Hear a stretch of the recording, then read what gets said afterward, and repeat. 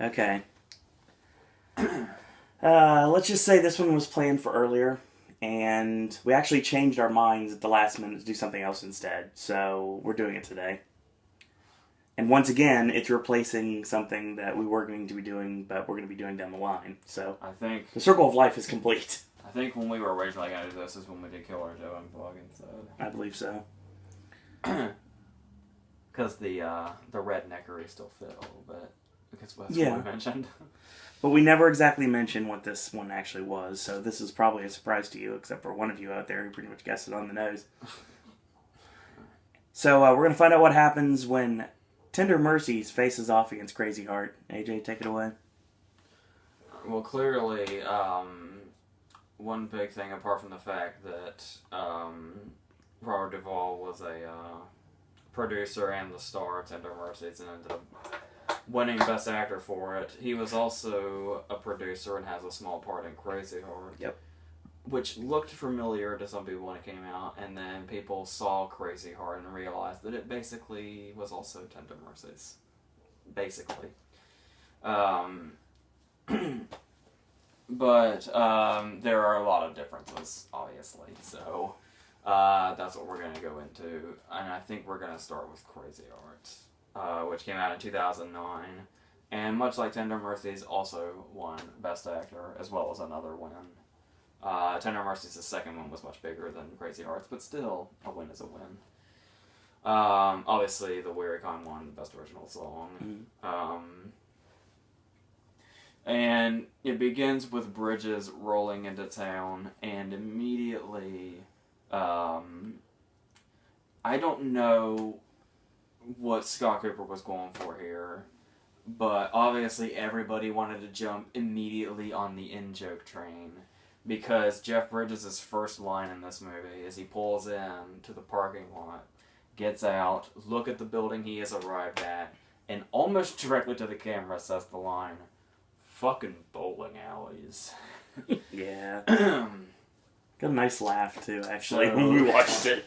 And knowing Jeff Bridges, I'm sure it probably wasn't an accident. Nope. When he won the Independent Spirit Award for this, he held up the award and said, "This will really tie the room together." So I think he's well aware. He did that pretty much the whole award season, too.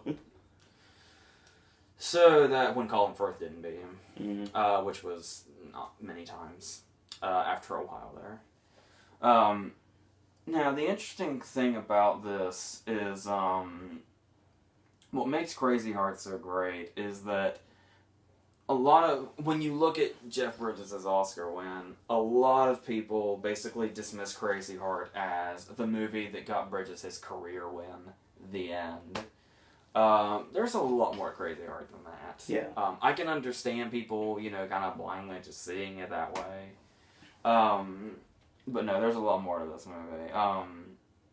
The main story we reach, apart from the fact of Bad Blake trying to kind of get out of the funk that he's in, and kind of because he taught Tommy Sweet everything he knows, and now he's in Sweet's shadow, and everybody's forgetting about him, and he's playing a bunch of shitholes, and his alcoholism's getting worse and worse. But eventually there's a silver lining for him, because I know it all sounds cliche, but when you see the way this movie handles it, it works. Oh, yeah, definitely. He meets Maggie Gyllenhaal, who interviews him, who obviously is a much younger woman, to say the least, who also has a kid. And something quite natural blossoms between them, and kind of goes in and out throughout the movie, but becomes progressively more in focus. And obviously Bridges gets a lot of credit because this was his big Oscar win, but Maggie Gyllenhaal got a big surprise nomination for this that was really, really well deserved. That was a really pleasant surprise. Oh, yeah. And one that I'm still extremely happy with that it actually happened. And obviously the main thing to take away from this movie is Bad's character. So he's the kind of guy where he walks into the room, and obviously he and Thomas Sweet are still close, but there is that kind of, subtle resentment that he's kind of the one taking over. He's the one opening for Sweet now instead of the other way around. And there's that moment where he walks in and all the guys are there, and Tommy has left him a box, and written on it, it's a box of booze, obviously, and it says, save some for me, and then he signs it. And then we kind of wonder how he's going to say that exactly, because he kind of seems to at first kind of turn his nose up at it, but then once he kind of settles in with the other guys, he just looks at the box and says, alright, let's drink some of this booze, huh? And that's just what he does. He has to go outside and puke in the middle of shows, and that's just his lifestyle. But Maggie Gyllenhaal's character is kind of slowly, very, very slowly pulling him out of this, to a point to where it might kind of be too late by the time he finally gets there. It's worth noting, speaking of Tommy Sweet, who's Colin Farrell, obviously. Colin Farrell did not get a lot of press for this. No. He's not on the main cast list right here. You don't see his picture on any of the advertising. He only had maybe 1 or 2 shots in the trailer. Colin Farrell was not heavily advertised for this movie. To where it was, I actually wondered if it was a legit cameo, but I think when the credits finally roll, he's listed. It's a really crucial part too, and he really does it well. Everybody does their own singing in this movie, which is really, really great. I didn't really realize the two of them had that. I mean, Jeff Bridges has a whole band now and has albums and everything. Yeah. But, Colin Farrell, that was kind of surprising for this. I mean, not kind of in a sense, but also in this genre of music. It's not exactly what I pictured, but he really plays that part really well, including hiding his accent. How many times when this came out did we say that same line? All I'm hearing is straight crap. Yeah, I'm hearing straight crap. Everything I'm hearing is straight crap. Yeah. I don't know why we stuck to that line, but we always quoted Colin Farrell saying that line, and it was an in joke for a long time. There's always one in almost every trailer that becomes something that's inside that most people don't get. Yeah. And another thing that really works about this movie is, obviously Scott Cooper wrote, produced, and directed it. It's based off a book, I think, that he adapted. And God, he's on a run right now. He made this first, and then he did Out of the Furnace, and now he's doing Black Mass. He's done Black Mass. And I think this guy is definitely somebody to keep an eye on. Totally. And he feels like that kind of guy where I know he's only done 2 right now, and Black Mass isn't really. It has that trailer that everybody's raving about that came out last night, which was not planned, by the way, to coincide with this. No, it looks awesome. I watched it the other day. Yeah, and I'm hearing a lot of great things about that trailer, so I'm hoping he's one of those people that can build and build, because I said so many amazing things about Out of the Furnace, and I was able to rewatch Out of the Furnace and still feel the same way, so it's a lot to build off of, but if anybody can do it, I think Scott Cooper is going to be a guy that's really, really become something. And the way he handles this movie, because that's what I was saying at the beginning here. Yes, you can look at it as this was Bridges' career win, but this is not an Oscar bait movie. No. You can look at that performance, sure, and really see that, but this, when you're watching it, this does not feel like an Oscar bait movie. This is like a labor of love, this movie is. And you can also tell, because with the kind of movie it is, it's just about, a broken down country singer that's trying to, get out of alcoholism and hopefully find a romance with this young woman and her kid and find a life that gets him on a better path.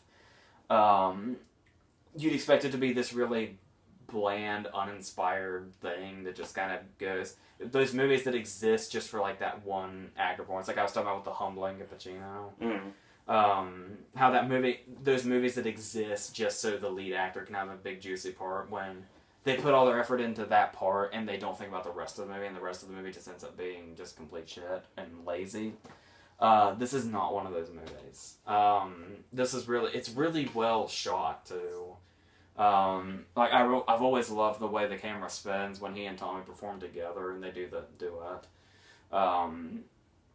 there's the moment where just a whole bunch of things that would be so blandly put together in any other director's hands for a movie like this that was, people would, in another director's hands, people would have just dismissed this as some Oscar bait movie that just happened to work. But I think that's why it's not really a movie that's discussed as much as it probably should be now, because Bridges won the Oscar and everybody pretty much forgot about it. But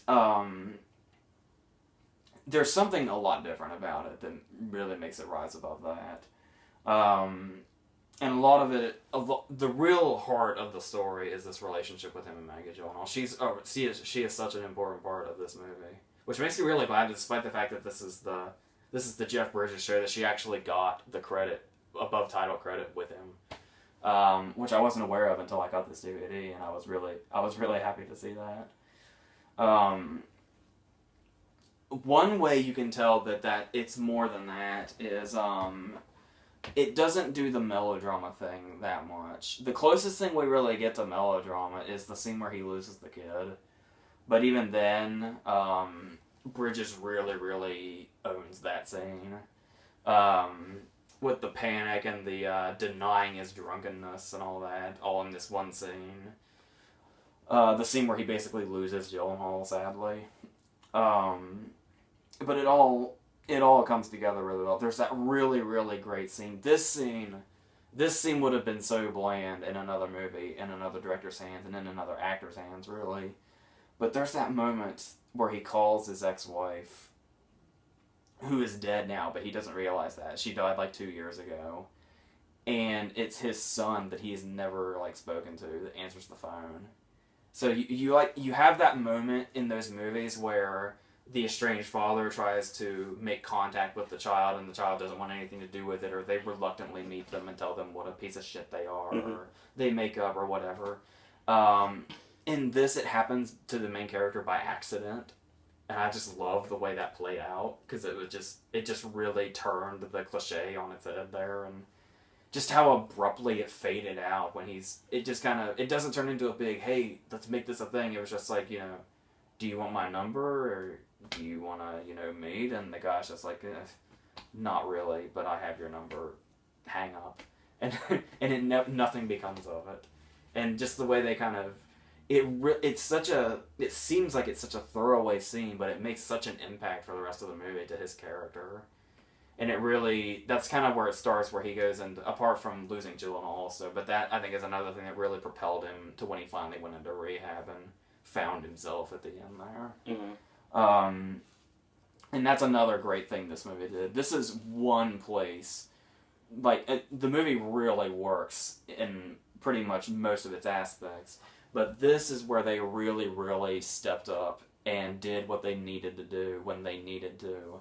Because otherwise the movie could have fallen flat here, but they did exactly the right thing. The very last scene, where he goes to rehab, but we see that his son doesn't want him, and Gyllenhaal's not taking him back, and it seems like things are going all wrong after he's just gotten clean.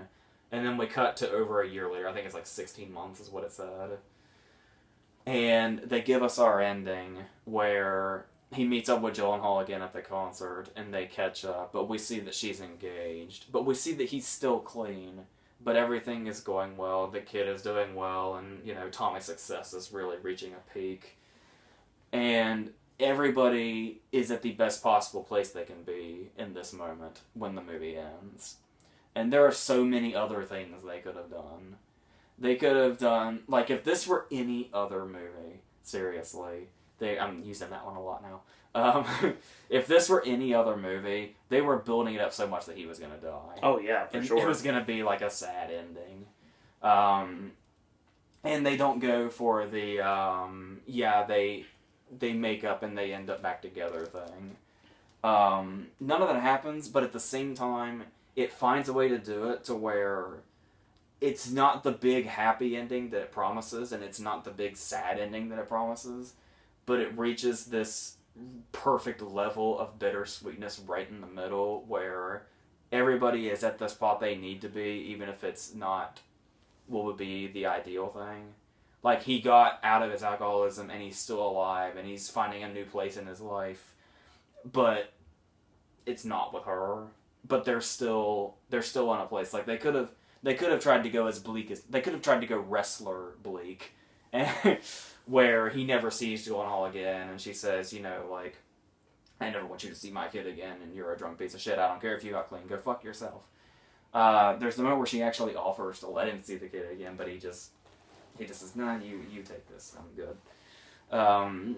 And it just ends in that perfect spot. And I think that's when the movie really shows you that it's something more than just some throwaway Oscar movie. It was really well handled, and they really knew what was going into it when they made it, and it's definitely, yeah, it's a lot more than that. And I wish it had gotten more love, because that's the thing is, I think I've mentioned this more than once. 2009 was a pretty shitty year for the Oscars. Yeah. That was just kind of that's one of the worst years they've had for a while. And I think this movie should have done a lot better. I agree. But walking away with 2 wins for a movie like this is still pretty good. But I think it got a little too dismissed as that Jeff Bridges vehicle to get him the career win. And that's the thing, is the performance is so good, it doesn't even feel like a career win. This is a legit win. Oh, yeah. But a lot of people, because this was like his 5th nomination, I think, so people just automatically said, and I think True Grit was his 5th, but he's had 5, and this is his win. That's where I think, that's another thing that kind of shows you that the Academy themselves didn't necessarily see it as a career win, since they nominated him for True Grit the very next year. Because usually if you get the career win, they're fucking done with you. Pacino has not been nominated since Son of a Woman. Yeah. So, just to throw out one example. So, yes, I'm hoping down the road it kind of makes a bit of a comeback. I'm sure it's got its following out there, but it's really a movie you don't hear about anymore. That's a shame. Yeah, so, because it just got caught up in that, hey, Bridges got his career win, we're done with this movie now. Because when they, which totally contradicts what people say about the whole, the movies that win Oscars aren't, worthy of it and shit like that. This will be that movie. This feels like a movie that, if Bridges hadn't won, might have more of a following, because it'd have that Bridges should have won following. So, I mean, it's a tough call between him and Colin Firth that year, because Colin Firth is so fucking good in A Single Man. Yes. Good God. There were no losers that night. Whoever would have won, Mm-hmm. Freeman was a throwaway nomination, but Yeah. the other 4, Renner and The Hurt Locker is not quite up to them, and Clooney was better, like in The Descendants. But it was a decent year for Best Actor, and Bridges was the real winner. Especially since, they just gave it to Colin Firth the next year for another worthy performance. So, yeah, it's all good. It's all good.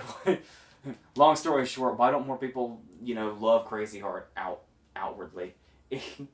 So, yeah, because I'm sure if you walk up to people who have seen Crazy Heart and you say, hey, remember Crazy Heart? And they would say, yeah, I remember that movie fondly. So yes, hopefully it, yeah. Tender Mercies actually I believe Tender Mercies actually is kind of keeping a following. Like, it's not very, wide and out there, but Tender Mercies has a very respected following, and like anybody that was kind of, in this area, if you mention this movie to them, they'll say, oh my God, I remember that movie, and it was, a powerful piece or whatever. And once again, Duvall's only Oscar win, in 1983, which is weird. He probably should have, it's hard to say. The closest he's probably come to deserving another, legit win was The Apostle. But I think it was Nicholson As Good As It Gets that year. I think it was 97. And Nicholson fucking owned, so it's hard to say. But, and its other one was Original Screenplay, which is a big deal, winning Screenplay. Not to mention it was nominated for Picture and Director. not that 83 was a strong year. The other nominees were Terms of Endearment won, and then there was The Right Stuff and The Dresser, and it'll come back to me later what that fifth one was. And it seems like a really interesting choice when you know that it's a Best Picture nominee and director. Picture and director, that combination when there was only 5 slots, that's a big deal. Oh, yeah. Even in a shitty year, it's still a big deal to get that. Because this movie is so low-key. Like, and it's only an hour and a half, and it's just really quiet and really calm for a straight hour and a half, and then it just stops. Which is really interesting for a movie like this. And I love that a lot of people who watch it are able to see it for what it is. Because Duvall's performance is entirely internal. Like, you think of Duvall's performances and you, like, The Apostle. Like, Jesus Christ, have you seen The Apostle? Where he just plays, that, televangelist type character that's always, and he's well known for that now, especially like his the big clip they kept using for the judge was the scene where he's yelling at Downey during the storm. And this is his one winning role, and it's so reserved and so subtle. Like, he's really internal in this, and it's great. Obviously, much like Crazy Heart, the real heart of the story is his relationship with Tess Harper, and just how mature their relationship is. And once again, he finds a woman who already has a kid, and they kind of become his new family. So in Tender Mercies, they're a legit family because he and Tess Harper get married almost immediately. And it's this really great scene because we just kind of see them just kind of, they go to church and they, go out somewhere and they just kind of hang out. And then there's this scene where they're just working in the garden, and it's just so well maturely done. There's no games played, there's no back and forth, there's no arguing or talking about it. He just puts the shovel down and says, well, any blind man can see how I feel about you. What do you think about marrying me? And she's just like, yeah. And then that's what we don't even see their wedding. It's just the next scene, like, months or so have passed, and it just goes from there. It reminds me of Walk the Line a little bit. Yeah, it only happens immediately instead of at the very end. And yeah. There's no begging, there's no build-up, there's no mind games or heart games. It's just, this totally should happen. And she just says, yeah, it should. And and that's just how they go. And they're totally happy. And it's great. And there's kind of that underlining tone about not having a father, like how obviously his daughter Ellen Barkin he's estranged from, because Betty Buckley is keeping her from him because he was really, really bad into the alcoholism, but he's slowly finding his redemption. And so he's trying to kind of be not so much this kid taking the place of Ellen Barkin, but he's kind of filling in that hole in his life where he wasn't a father, and he really realizes he needs to be in a better place, and this is a good place to start. But the thing about it, the whole movie and his performance are so subtle, is it's a movie about redemption, but he gets to his redemption so gradually, it's like almost an invisible transition. Like, you just kind of watch it play out, and you just kind of... There's no point in time where you just kind of say, yeah, he's really redeemed himself now. That drunk is long gone and in his past. It just kind of gets to that point without really making a fuss about it. It just happens. And I think that's what makes it so great, and that's what really, really draws people into it. And there is a big lack of big scenes. Despite being a movie that won an Oscar for its acting, you'd think it would be, all about that. But there is a moment in this movie that is unbelievable, and it just, it is so calm, but it just really punches you right in the chest, and you just can't believe it. We get to know Ellen Barkin's character and how he has tried so hard to get back in her life, and her mother's been trying to prevent it, but then finally she shows up on her own, and they come back into each other's lives, and everything's fine. And, you know, this is what he's been striving for, and this is what she has hoped for, and everything's great. And then there's just this really calm scene where Duval just comes out of the house. So he's clearly melancholy, but it's so internal, he's almost emotionless. And he just looks at Tess Harper and says, "My daughter was killed in a car accident." And he just goes to the funeral the next day. And it's just it's such a thing they barely mention, but it hits so hard. And then he finally the closest he gets to a big scene is one of the very last scenes where he finally feels anger about what happened to her.